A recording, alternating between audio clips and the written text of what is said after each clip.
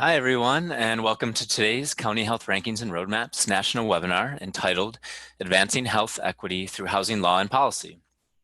County Health Rankings and Roadmaps has helped to shape the conversation around the social determinants of health, as our model for health has become a valued resource for people around the country, and we are expanding our resources to support communities in their equity work. Our responsibility for incorporating equity into public health work rests in our strength of using data as a call to action and in our position to utilize our national role for sharing leading practices and learnings from communities and organizations from around the country. So today, we're really excited to collaborate with a fellow national leader that is advancing equity through public health law and policy, the Network for Public Health Law. First, we'd like to acknowledge that County Health Rankings and Roadmaps as a program is based at the University of Wisconsin Population Health Institute, and it's a collaboration with the Robert Wood Johnson Foundation. And it's also the result of the contributions of many colleagues and partners in Wisconsin and across the country. So thanks to their support, we're able to bring you this webinar today. My name is Justin Rivas, and I'm a network strategist at County Health Rankings and Roadmaps. And as you can see, your facilitators and presenters are on camera for right now. Today I'm joined by my colleague Kate Conkle, who's the Team Director of Community Learning. And today is a special webinar for Kate because it is her last as she is leaving County Health Rankings and is off to new adventures. Kate has been the lead presenter and producer on numerous webinars over the years, as well as leading the process and management behind the scenes. So I just want to give a big heartfelt thank you to Kate as that webinar guru here, and welcome her also to the webinar. Thanks, Justin. Thank you for that. And I am going to be helping to manage question and answer today. So if you guys have questions for our team or for Kathy or Carrie, please put them in the Q&A box and I will be helping to triage those and we'll get to as many of those as we can. And I'm really happy to get to participate in one last webinar. Great. Thanks, Kate. My other colleagues joining me today include Joe Hinton, who will be chatting with you in the chat box. He's on screen as well. And our technologist, James Lloyd, who will take care of any technology snafus if we run into them. You can chat to either James or Joe at any point in time. Most importantly, we're delighted to be joined by Kathy Hoke and Carrie Lowry of the Network for Public Health Law. So I'll let them each say hi as well. Sorry, I had to unmute to say hi. Hi, this is Kathy Hope with the network. Hi, I'm Carrie Lowry with the network. Hi, you both, and we'll hear much more from you later on. So a reminder to my presenters, you can stop your videos now if you'd like. All right, so here's some learning outcomes for today. By the end of our time together, our goal is for you to be able to describe how public health policy and law connect to the social determinants of health, be able to explore some examples of housing policy change, and identify how intended and unintended consequences of laws and policies influence health equity. I also want to share that there will be an exciting learning opportunity directly after the webinar today at 4 p.m. Eastern. Immediately following this webinar, we'll offer an interactive discussion group to deepen the learning and sharing of some experiences from the audience. These conversations give you the chance to be face-to-face with other webinar attendees and share what you're doing locally, as well as ask questions of other participants and the speakers. We are pleased to be able to offer these sessions in partnership with Healthy Places by Design, and Joanne Lee, who is with Healthy Places by Design, will be our lead facilitator. So just watch for a chat later on with details about how to connect and jump onto a separate Zoom link for that discussion group. But just a brief intro to us, County Health Rankings and Roadmaps has two primary overarching goals. The first is to improve health outcomes for all, and this includes both how long people live and how healthy they are. The second goal is to close the health gaps between those with the most and least opportunities for good health, thereby advancing health equity. Health equity is the notion that everyone has a fair and just opportunity to be healthy. Advancing health equity really requires action. We must remove obstacles to health, such as poverty, discrimination, and their consequences, including powerlessness. And we must create access to good jobs with fair pay, quality education and housing, safe environments, and quality healthcare for everyone. We're really going to get into the housing piece today. If we want health outcomes to improve, then taking steps to removing these obstacles has to be fundamental to our work. So this image you see here is our rankings model which I know many of you are very familiar with, but this helps us understand what drives health in communities. One of the goals we've had with this image is to help change the conversation about health and what influences health. What this image shows us is that health is more than what happens at the doctor's office.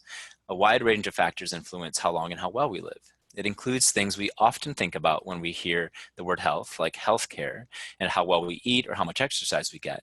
But we know it's also things like education and income, the quality of our housing, and the safety of our neighborhoods, or some social determinants of health. Today, we're going to hang out in the orange box at the bottom where you see policies and programs, and really exploring the roles that policies have and how policy changes are key to transforming health in communities. Specifically, policy can shape the environment to make healthy choices easier for people to make. It can make the most of available resources, and policies can help ensure that your efforts are more sustainable over time. But taking on policy change without an equity focus can also create or even perpetuate disparities. We can see how unfair policies have resulted in worse health for some over time. Today we'll explore national data related to health and housing by taking a look at some of the highlights from the 2019 County Health Rankings Key Findings Report. All the measures we cover are available in your own local county snapshot. And now we have a new interactive feature I just want to lift up here that is our model, but it can help you find those measures a little more easily. With just a few clicks, you can see all the details of any measure in the model. So this is interactive and you can find it on our website. For example, you'll see here that if you wanted to click on health factors and then focus down physical environment and then highlight housing and transit, you'll find all the measures related to housing, which includes some of the ones we'll cover today. As I mentioned, today's webinar focuses on themes from the 2019 Key Findings Report, and it takes a closer look at how secure and affordable homes are critical foundations to a good health. We'll explore housing kind of in two ways.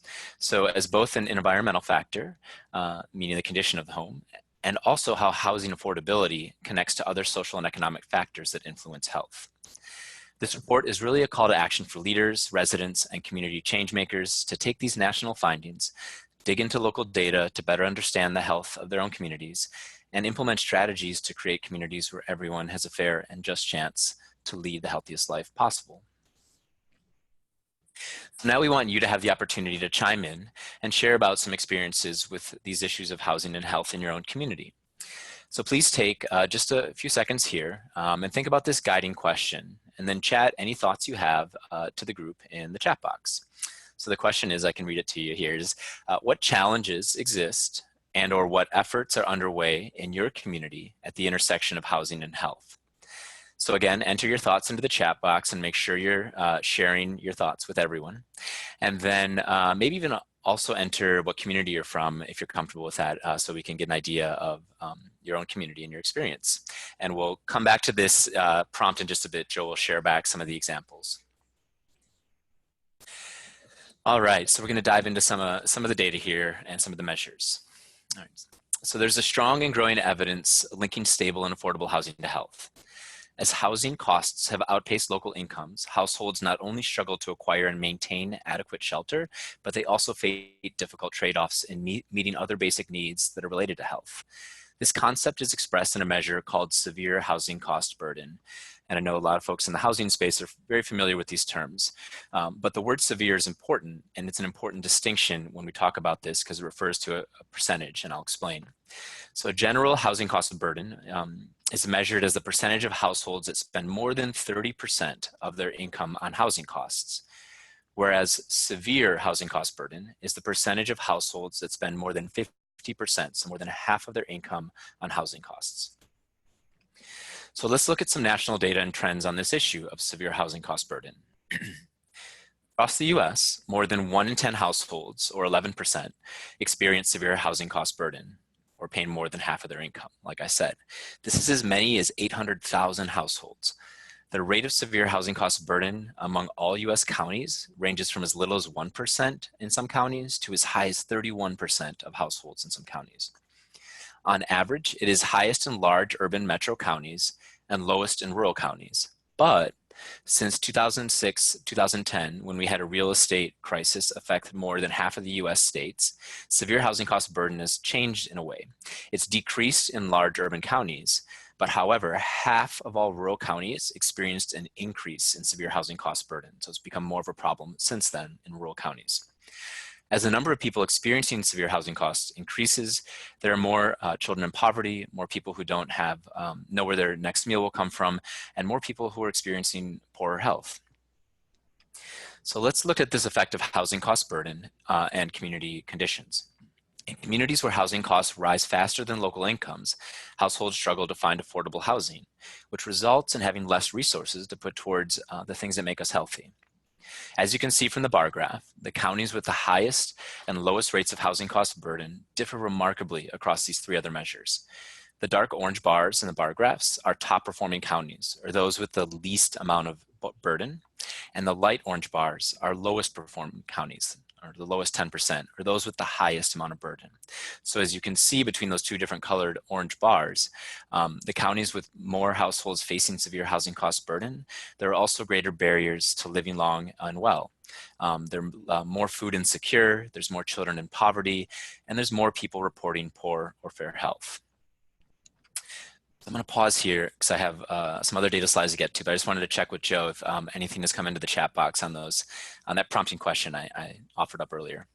Boy, Justin, you better believe stuff came into the chat box. There's lots of varied experiences and challenges and work that's being done in housing.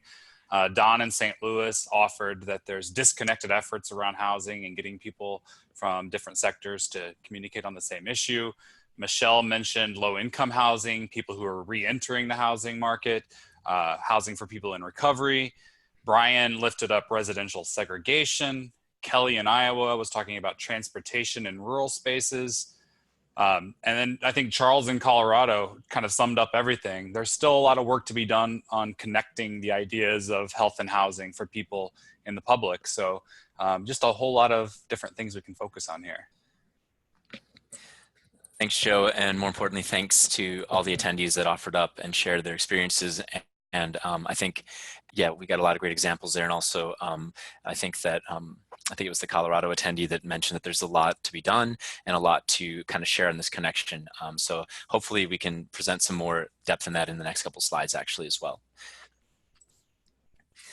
Now let's kind of shift this thinking about the issue of to home ownership and apply an equity lens to this as well.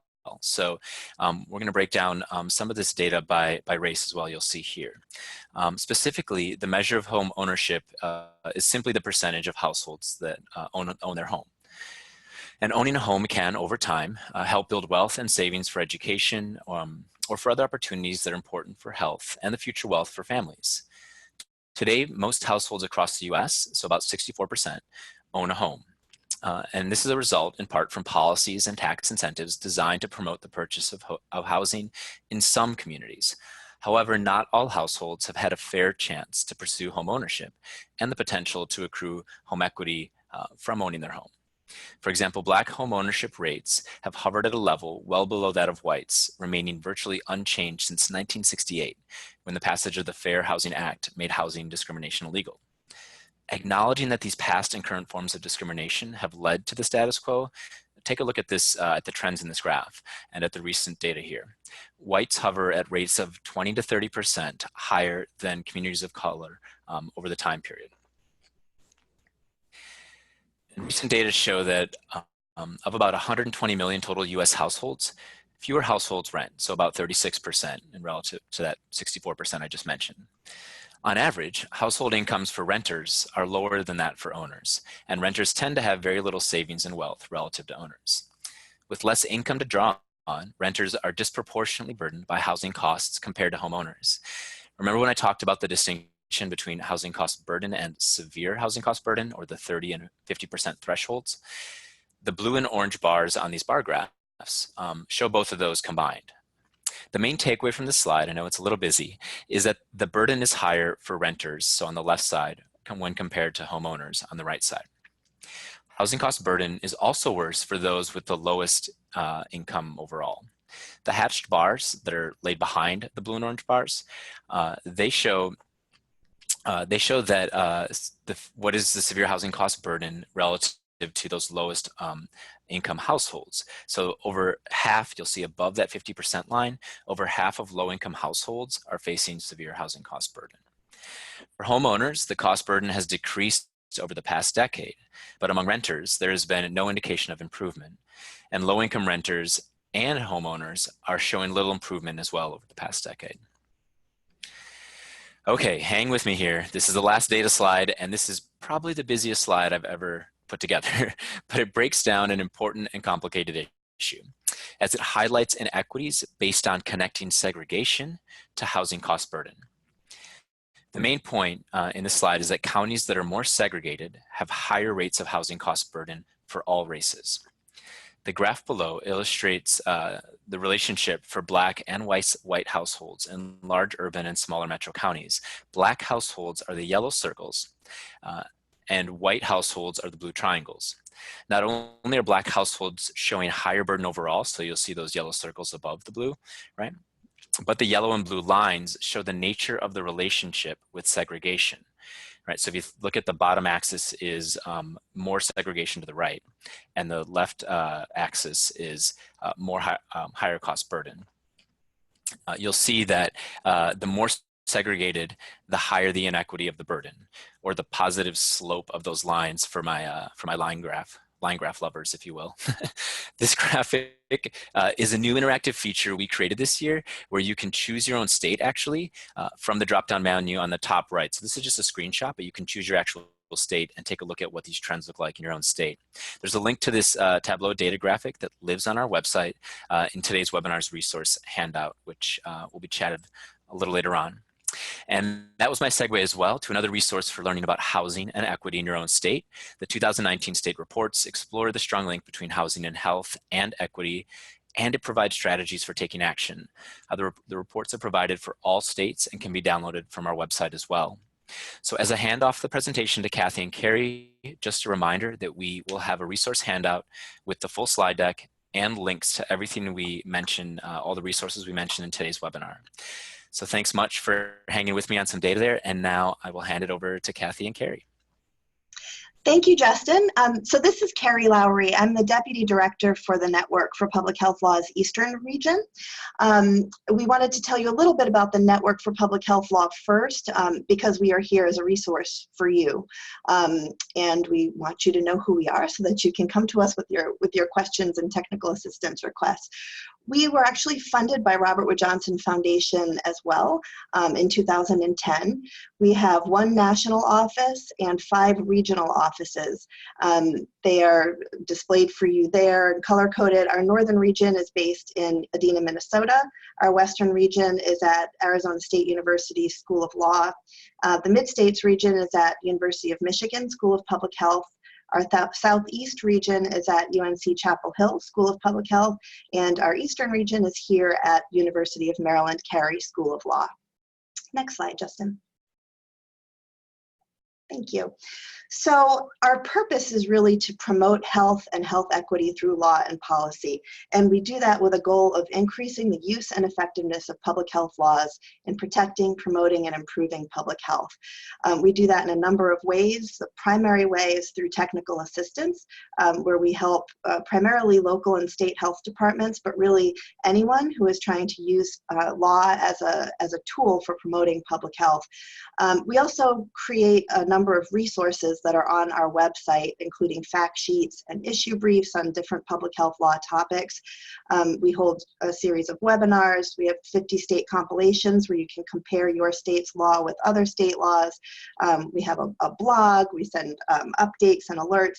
And the real purpose here is for us to create a network of experts so that we're not reinventing the wheel from one jurisdiction to another, and people have access to each other in order to share ideas. And that means you. So anyone can join. We would encourage you to go to our website.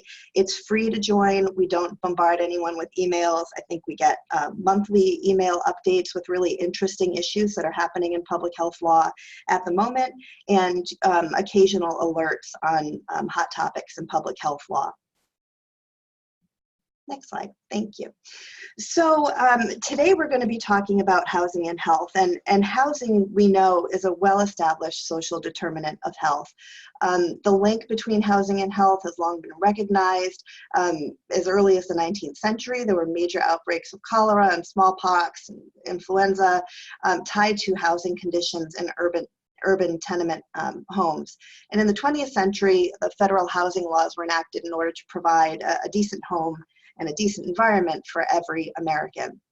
Today, most Americans spend about 90% of their time inside, and about 70% of that time is spent in the home.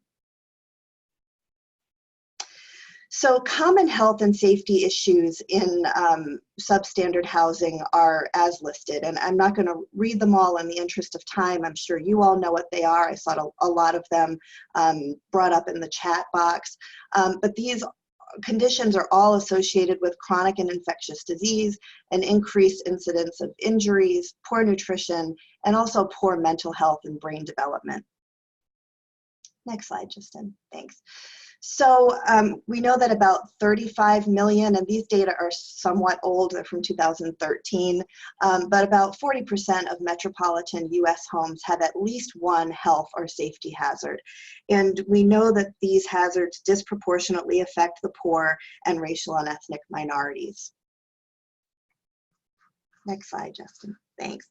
So this model was developed by the Public Health Law Research Program. You can see it at phlr.org, but it shows the legal levers model for health equity in housing.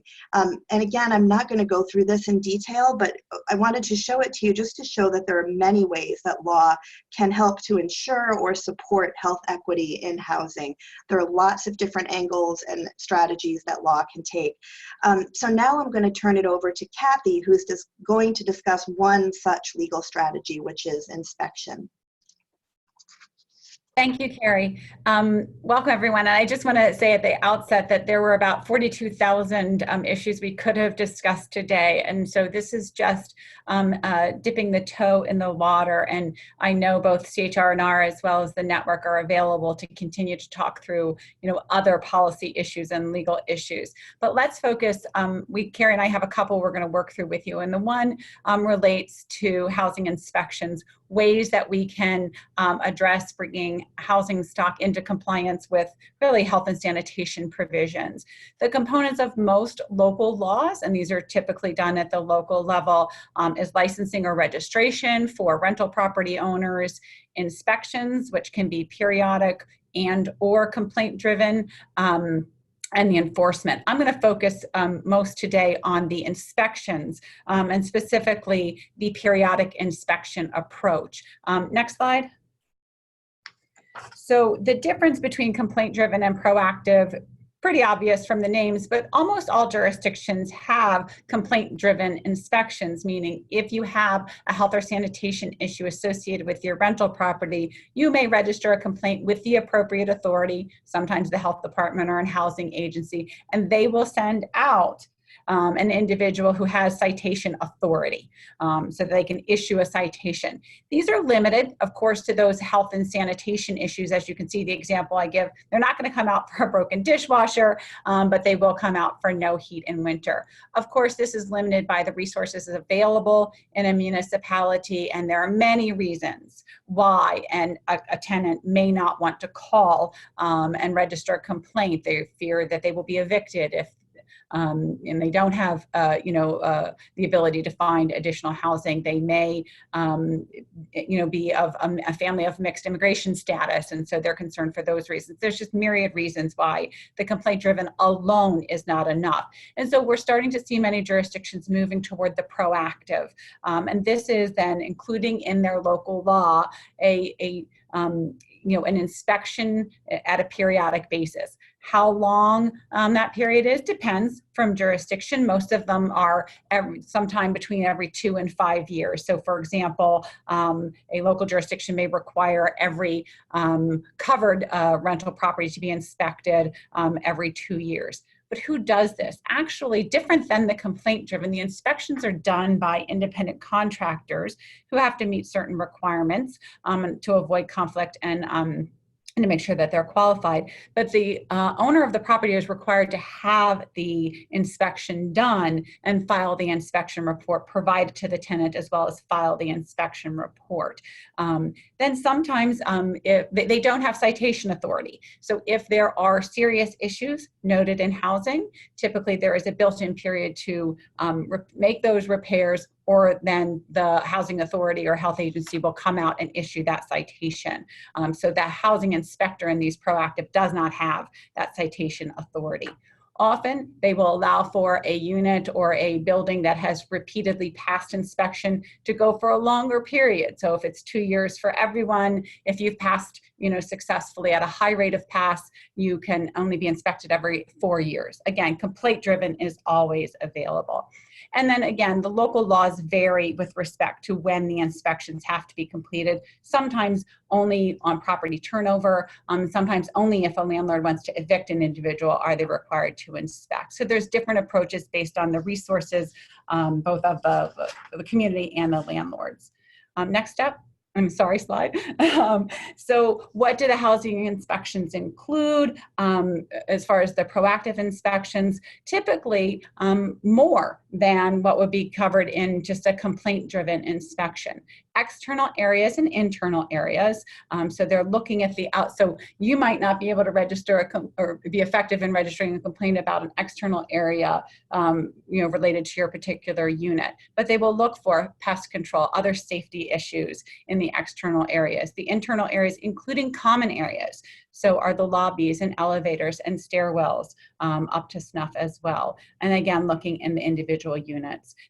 Most jurisdictions have a checklist for the proactive inspections, and they vary. You can see on the right-hand side of the slide some of the issues that they may be looking at with respect to the proactive inspections. One really good example, for those of you who always want a good example, Rochester has had success with requiring proactive inspections to cover lead. And that has actually led to reduction in lead levels in children's blood there in Rochester. So a good example of proactive being used effectively. And again, how many items are on the checklist is a significant issue. So for example, here in Maryland, Baltimore County has a 6-item checklist, and that takes about 45 minutes to complete and costs the property owner about $100 to $150. Versus now a new controversial law passed in Baltimore City where there are 21 items on the checklist, and the cost estimate is somewhere between $300 and $400, and they're not even sure how long this will take. And so, of course, the property owners are, pushing back against those significant costs. So one of the things to think about if you're thinking about looking at adopting a proactive inspection approach is, you want to be as comprehensive as possible, but you also want to be reasonable as well and get at those real health issues. But again, there's lots of examples to be used around the country to help you develop those lists. Next slide. I just wanted to touch also on, so thinking about whether your jurisdiction would be ripe for proactive inspections, is one question to start to think through. But regardless, you should also be thinking about enforcement either of current law or if you were to add proactive inspections, because we're only as good as the law is only as good as it's being enforced. And so often we find dispute in communities over what agency or entity will be responsible for enforcing. So when there is notice of a violation, how to get fund the inspectors. And so in a lot of jurisdictions, the licensing for the rental properties is what funds the inspections being done, how to fund an enforcement action. So to take action, legal action against a landlord actually takes resource from the municipality, their staff time and lawyer time. And how is that going to be paid for? What's the fines that should be set? And whether and when there can be injunctive relief, so prohibiting someone from, being in the home in that scenario. And then the last thing I just want to mention here, and you can see the last line about ethical and effective enforcement, relates to kind of the zero tolerance and what the injunctive relief should be allowed. So, if if you are to conduct your housing inspections with a zero tolerance, that any violation equates to either a fine or the potential closure of the property for rental, what does that do to the availability of affordable housing in a community? It's a balancing act. There is no right answer for any jurisdiction. When should a resident be permitted to remain in a home for which there are identified several health and sanitation problems? Again, it's a public health ethics question for your community to work through when there may not be other options for an individual or a family if they were precluded from living in the home that is in violation. So there's no easy answer to how to handle the enforcement question. Next slide.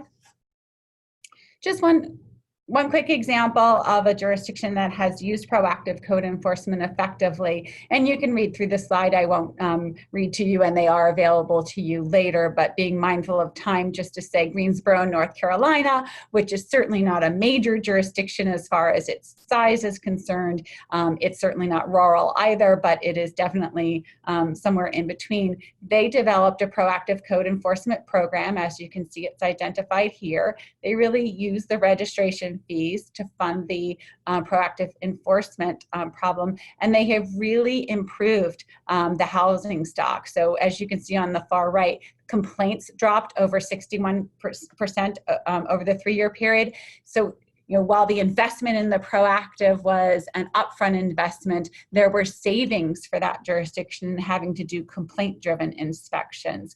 But probably most importantly, that 8,700 properties were brought up to those minimum health standards, and 88% of the properties were compliant by the final year of this 3-year program. So Greensboro stands out as a really great example of how proactive enforcement could have a positive impact. And the last slide for this section, what you should do if you're thinking about, advocating for housing inspections in your community. And so I won't, again, read through those slides, but these are just the questions to work through. The first being knowing what your law is, knowing what you might want it to be, and working through that process. So on that note, I'm going to turn over to Carrie to talk about a very different issue with respect to housing and safety, but one where law also plays a role. Carrie? Thanks, Kathy. So now we're going to move into a somewhat related topic, talking about laws that protect tenants' rights. So I just wanted to give you a couple of examples of state laws on this topic. Washington state law outlines landlords' obligations to keep rental units, quote, safe and livable. And that means that they have to comply with code, provide adequate heat, hot water, and locks on the doors and on the windows, maintain structural components and appliances, deal with pest infestations, and also remediate mold and indoor air quality issues. Maryland state law is similar in that regard. It also has a component that adds to the Federal Fair Housing Act. So the Federal Fair Housing Act prohibits discrimination. It was mentioned earlier, I think, by Justin, which includes discrimination for color, disability, family status, national origin, race, religion, and sex. The Maryland Fair Housing Act basically adds additional protected populations to that list, including marital status, gender identity, and sexual orientation. So landlords also cannot retaliate against tenants for exercising their rights. So if there is a problem or a hazard in their housing and they report that to the housing authority, landlords cannot retaliate against them. And Maryland is among many states that also provide protection for victims of domestic violence. And that's what I'm going to really dive into in more detail next. So domestic violence is a primary cause of homelessness. We know that about 1 in 4 homeless women are homeless because they are fleeing an unsafe situation or they have been wrongfully evicted because of a domestic violence situation. We know that homelessness contributes to increased risk of chronic health problems, mental illness, substance abuse, and also sexually transmitted infections. the mortality rate among homeless individuals is 4 to 9 times higher than folks with homes. And there are many legal interventions to deal with these issues. They focus primarily on renters because renters are 3 times more likely to experience situations of domestic abuse. Next slide. So we wanted to talk also about local nuisance and crime-free ordinances, and these are really the ordinances that can be used to force eviction of these vulnerable families who are experiencing domestic violence. Becomes a problem for these survivors when they make repeated calls to law enforcement and are therefore deemed to be a nuisance to their community or their neighborhood. Obviously, this has a chilling effect on reporting to or seeking the assistance of law enforcement, which is a major problem in and of itself. We know that there is disparate enforcement of these ordinances. One study, for example, of nuisance hearings that were held in Maplewood, Missouri between 2010 and 2015 showed that about 37% of those hearings arose from domestic violence disturbances, and about 55% of those were involving African American families, when African Americans account for only about 14% of the population in Maplewood, Missouri. So in part to deal with some of these issues, in September of 2016, HUD's Office of the General Counsel actually issued a guidance on application of Fair Housing Act standards to the enforcement of local nuisance and crime-free housing ordinances against victims of domestic violence, and also others who require police or emergency services, to ensure that these ordinances don't violate the Fair Housing Act, and to make sure that folks feel free to seek the assistance of law enforcement. Next slide. So just to give you some examples of some approaches that states have taken legally in order to protect the housing rights of victims of domestic violence, I just wanted to give you a few examples. So some states have enacted address confidentiality programs wherein they keep confidential the address of the domestic violence survivor, and they actually give a substitute address to those individuals for all purposes, state official purposes that require someone to divulge their address. 22 states allow for early termination of their leases without penalty for reasons of domestic violence. 15 states require landlords to change the locks when a tenant requests that locks be changed. 8 states prohibit landlords from penalizing tenants for contacting law enforcement. 12 states prohibit housing discrimination against victims of domestic violence, and 14 states actually have eviction defense statutes for domestic violence victims. So if they are evicted, they can say that they were wrongfully evicted because they were victims of domestic violence. Next slide, Justin. Thank you. So I just wanted to show you some of the resources that the network has on its website on this topic. If you go to networkforphl.org, and those resources will be given to you, you can access these. The first is a 50-state compilation, which shows a summary matrix of state laws that address housing rights of DV victims. There's also a fact sheet on this issue. And on the next slide, you can see the issue brief and also a webinar that you can view the playback of on this topic on housing law and its impact on domestic violence survivors. So I'm going to turn it over now to Kathy for our third and final issue, although as Kathy mentioned, there are many, many, many more that I wish we had time to cover today. This one really deals with the unintended consequences of policy, and it deals with gentrification. Thank you, Carrie. I made the mistake of looking through the chat box in the Q&A while you were talking, and I now know for sure that there are 10,000 issues that we could talk about today, and I hope we can get to many of those questions. So I wanted to talk just briefly about gentrification because I know it's an issue, but particularly gentrification in rural communities. But just to set the stage, to talk about what is gentrification, it is the process by which higher income households displace significant numbers of lower income residents of a neighborhood, really essentially changing the nature and flavor of the neighborhood. That is the kind of accepted definition of what gentrification is and why we kind of wince when we hear about gentrification efforts. There is, however, a different side of this coin, and that is what we consider reinvestment or revitalization, also called equitable development. And this is really defined when it improves the quality of life for existing residents without widespread displacement, though caveat of always perhaps some displacement, really increasing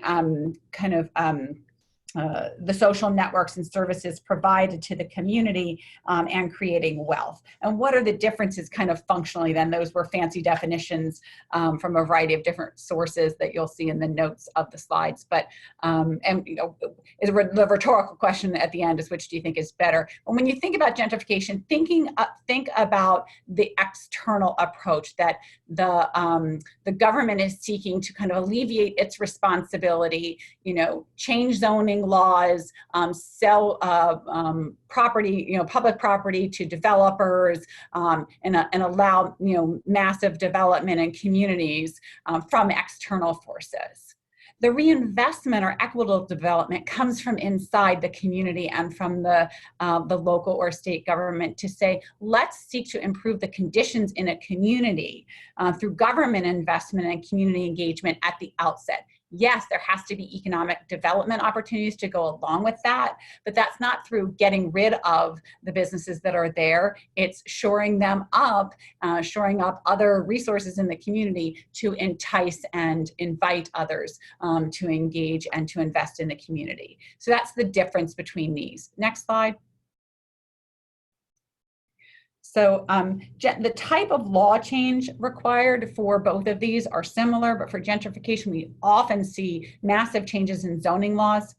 We see economic incentives for businesses, so whether it's tax incentives or, again, the selling for low rates of public property, use of public funds to improve roadways so that there can be access for development and the like. And then, as I said before, taking of property by the government with just compensation, but for use by others. And again, that's the externals. Whereas reinvestment, you might see zoning law changes and you're going to see economic incentives for business, but it's going to come from within to shore up what is already there. The next slide, please. The example that when we talked about preparing here, we talked about gentrification in a rural community, which strikes folks as probably not as often occurring, but it does. And so we selected Chester County, Pennsylvania, which is a rural community, kind of what was considered a sleepy bedroom town of farmlands located closely to Wilmington, Delaware, and Philadelphia. So frankly, as probably housing in those areas became more expensive or folks weren't interested in living in the more urban environment, Chester County became an area where folks who work in those areas were willing to live. Before the gentrification process, the Chester County had a significant portion of low-income population. It was primarily farmers and farm laborers, and those laborers were predominantly Hispanic, and they were newer residents to the community. And then there were, of course, the longer time older residents. Next slide. What we saw through Chester County, how did they affect their gentrification? First, it was through using resources for highway development. Remember, that's one of the triggers where you're like, well, wait, highway development to make the commute easier for folks who are going into the city. That doesn't help the community itself. So there wasn't investment internally in the community. It was externalities to let folks come back and forth between Wilmington and Philadelphia. There were zoning changes that allowed for property development, which turned the farmland into the suburbs, and there was a lot of references to mini mansions, so I put it there as well. But really, again, you're looking at zoning changes that aren't designed for economic development, but really just purely for building higher, higher income folks housing, instead of being mindful about mixed use housing, requiring that if a developer is going to build a certain high level, high income housing, that they are going to also put in some perhaps multifamily lower income housing. We did not see that in the zoning provisions throughout Chester County. So at the end of the day, these changes resulted in a tax base increase because folks did move from Philadelphia and Wilmington, and more kind of boutique high-end businesses there. Property values in many parts of the community actually increased, and the population there grew at double the statewide rate. So it worked. They brought in more money and they brought in more people to the community. Next slide. But as you might guess, there were also negative outcomes as well. First, even though the residents in that community were actually not physically displaced, they did remain in place, many of them. They felt out of place. Their community lost its character. Their community lost a lot of what made it home for them. And that, the impact of mental and psychological damage to individuals is significant. The communities that were already existing there actually did not experience the increase in property value that the properties that were developed as the new suburbs experienced. And so folks who were in these communities did not benefit from the economic vitality. Actually, also as a result, rental costs increased. One of the unintended consequences of this was young people in the community who might have otherwise stayed to be a part of their community where they grew up were not able to find those starter homes or the apartments to rent because the rents had gone up so high, and the only new building were these McMansion buildings. And so you were actually suffering, the fear there is suffering the loss of a generation, that the folks who were there, the long timers, are probably the last generation to stay. There was, of course, the loss of farmland, as indicated, and instigated the creation of a planning council and a nonprofit NGO that had to push to preserve the farmland. So in response to what was going on, the community had to respond and gear up to fight some of the development and make sure their farmland wasn't all run over by this development. And then ultimately, the really interesting outcome was the development in that community. Businesses started to be afraid to come to the community because the housing costs became so high that it was actually, they were not able to get workers who were, mid to low income workers who could come and live in the community and work at their businesses. So it really was kind of a circular event at the end of the day, that all of the development resulted in increased housing costs that drove down the ability of businesses to come in because people couldn't afford to live there. So lesson learned from Chester County, Pennsylvania. I think that's the last slide of ours. Yeah? I think so, Kathy. Thank you so much, both you and Carrie, for so much excellent content. And I know we have a lot of questions, and we've covered a lot of stuff from what I presented earlier on big national level data down to some really interesting kind of case studies, if you will, on policies and laws affecting this connection between housing and health. So I'm going to shift back to just a few of our resources really quickly, and then I want to get to some questions. So I just wanted to highlight what works for health, which I think a lot of folks are probably familiar with, but this is where a lot of policies and programs that we have kind of cultivated and pulled together live. And this is a living resource of over 400 strategies, and they're evidence informed, and they each have an evidence rating to give you some idea of conveying the likelihood of how strong the strategy is. They include literature summaries, highlights of populations that benefit, implementation examples, and most importantly, they have disparity ratings. So there's a way to see how these strategies have an equity effect. Just a highlight of some solutions that specifically relate to housing that are part of the key findings report in these kind of three separate areas. And I just wanted to highlight and lift up just what some of these strategies look like that you can find in What Works for Health. And again, we'll link to these slides so you'll have these solutions available to you. And as we mentioned, that these issues are very complex and very deep, and it takes quite a lot of folks to really work together and take in a comprehensive approach towards housing policy change. So we have a partner center that gives an idea of how to kind of engage with other sectors and other folks to take on this work, and might be what might be in it for them, and what kind of incentives you can provide to engage maybe local government or public health or nonprofit sector or private investors as well in dealing with issues like reinvestment versus gentrification. And lastly, I wanted to offer up that we have some new learning tools, some action learning guides that will help deepen learning on some of these areas. We have 3 right now that live on our website. There's an introduction to equities, so some more on the content that we covered. There's one on partnering with residents, and there's also one with getting started with policy change, which is specifically relevant for today. They're really helpful ways to kind of take on self-paced learning, and you can share those with other folks in your community as well if you want to help them start to make these connections. So we want to hear from you. We're going to have Joe throw out a survey right now, and then we're going to get to questions. So keep an eye on the chat box, and I'm going to have Kate come in right now and offer up some questions for our guests. Yeah, thanks, Justin. We have a lot of questions coming in. We also had several that folks asked during the registration process. So I'm going to tell you right now, we are not going to be able to get to all of them.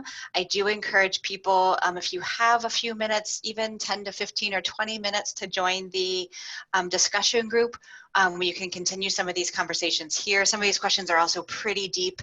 It might take a little bit more than a short answer. So there were several questions, though, that came in, and your last example, I think, was a great way to start this conversation about what are some solutions for small or rural communities that so often interventions feel like they're city-based and maybe not as appropriate or feasible for rural communities. So do you have suggestions for our listeners from these smaller, more rural places like Chester County used to be?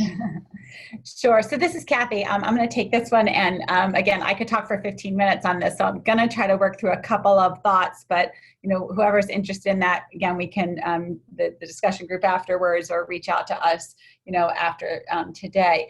But first, there are some unique issues associated with rural housing with respect to funding. So whereas HUD is the main agency that funds a lot of the affordable housing in urban areas, it's actually the USDA, oddly. I mean, historically, because these were properties where farmers lived and worked, they are the ones who actually have a large part of the housing stock of rural community housing, rental properties. So the agency owns about 415,000 rental properties in low-income rural areas. So because of that, actually looking at the federal level is incredibly important with respect to rural. I just want to point out there was a law that was just passed. It was passed in July. Last week. The Strategy and Investment in Rural Housing Preservation Act, which is HR 3620. It permanently authorizes the multifamily housing preservation and revitalization program within the USDA. So this is, and creates an advisory committee to the USDA to how they can better manage their work in low-income rural housing, both the properties that they do own as well as other properties. So there is going to be work at the federal level, and we will be tracking that work. But some of the critical issues addressed in that bill and that they hope USDA will be addressing relate to there are a variety of different ways that individuals can gain access to direct loans, to purchase properties, and to rehabilitate properties in low-income rural areas. And they, again, that all occurs under the USDA. So again, direct loans or rehab loans. The new act did extend the Housing Preservation Grant Program. So that allows for renovation or rehabilitation of low-income rural properties through grants that are either some are not paid back or they're paid back over a significant period of time at a low rate, as well as the act recognizes that for a lot of folks, they receive these direct loans to improve or build their or purchase low-income rural properties, but the protections, their mortgage protections that drive down the cost of their mortgage actually expire at a period of time, somewhere between 10 and 15 years out in the mortgage. But often folks' reality of not being able to pay anymore for their mortgage occurs at that same time. So there's work being done at the federal level through the USDA. So direct loan programs, housing preservation grant programs are available in those communities. The other, two more things I want to mention. One is there are a significant number of NGO, non-government organization, nonprofits working in this area. Some are national, but most are actually local or regional. And a lot of them work with one of the most critical issues is helping folks work through the financial realities, how they can access these loans, how they can access any of the federal programs. There are, I excluded HUD, but HUD does have some programming as well that could be available to help folks both purchase as well as rehabilitate. And so really looking throughout your community. I have some examples, but they're very specific communities, so I won't mention them. The other is really adapting. It's a policy that has really been kind of more talked about than we've seen actually effectuated, but I think it warrants mention, and that is in some rural communities, there are either outbuildings of farm properties or within the town itself, non-residential properties that are vacant that could be rehabilitated and used for housing. So in areas where the housing stock is so low, it's not a matter of, whether, and you don't have the ability to draw in the economic development to build new housing. Look at what is already there. Can there be rezoning, repurposing of properties, and then looking toward these federal programs to help fund the rehabilitation of existing properties to drive up the stock of low-income housing? Thanks. That was a really comprehensive answer. There was one quick follow-up on can you say the bill number again? Yep, it was HR 3620. And again, anyone can email me. I can send them the link to it real quick. Okay. Yeah, and we'll follow up with ways that you can contact the Network for Public Health Law after the webinar for those of you who want to reach out. I'm going to ask one more question that is maybe a little bit shorter. We have a lot of public health folks on the webinar today, and the question is, what is the role of local health departments in this work? It's housing work, and we know it's important for health. What is really the role of public health and local health departments? Any thoughts on that from either of you?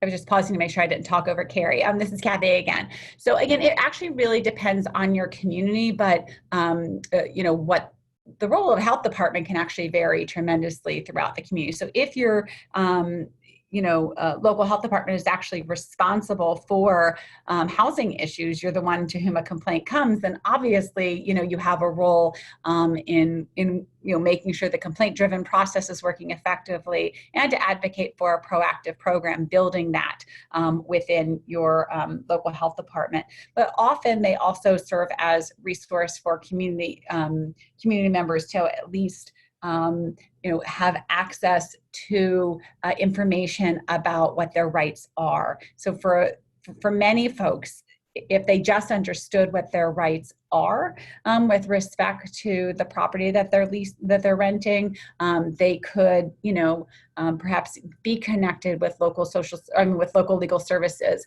who could maybe help them. Or there's a very simple process for filing, often in landlord-tenant court. And so I know there are local health departments around the country that have taken on that they provide assistance to folks in understanding what their rights are. And again, often it's in collaboration with a legal services organization in the community. And then otherwise, it really is, the local health departments hear the complaints and connecting them with, if it is a housing agency, not within the health department that is responsible, making sure that there is conversation. We too often silo, well, we're not responsible for that. Our local health department doesn't do the housing inspections. We don't do housing enforcement. So-and-so does. Not exempting yourself from the situation or from the process simply because your agency is not responsible.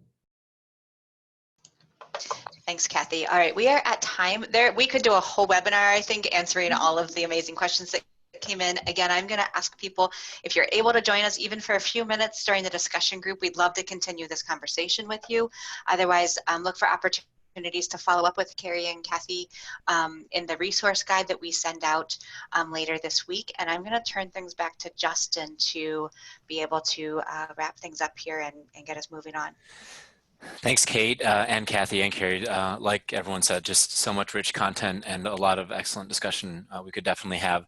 I just want to uplift real quickly that we have another upcoming webinar next month that is similar connected issue here on rural economic development, health equity. You'll hear Joe, who's managing the chat, so he'll be leading that one. So please sign up for that upcoming webinar. And then as we mentioned before, we can take these questions into the discussion group space right now, immediately. So we're going to chat out the link to this discussion group. It's going to be a separate Zoom room, so you're going to have to sign in to that space. And then we'll have Joanne Lee there facilitating that. We're not going to have time to get to this poll here, but these are just some of the kind of questions that we'll think about in this discussion group. So maybe just something to kind of entice you as you look at these questions. We can continue the conversation. Lastly, just please stay connected through all the normal venues and channels here, Facebook, Twitter, and our newsletter. And just a big thank you for everyone for being here today, for sharing your experiences in your own communities. Thank you to Kathy and Carrie so much for your expertise and your knowledge. And again, we're all open to please answer questions in the future. So please reach out and we'd love to do so. Thanks everyone. Have a wonderful afternoon and maybe we'll see you in the discussion group.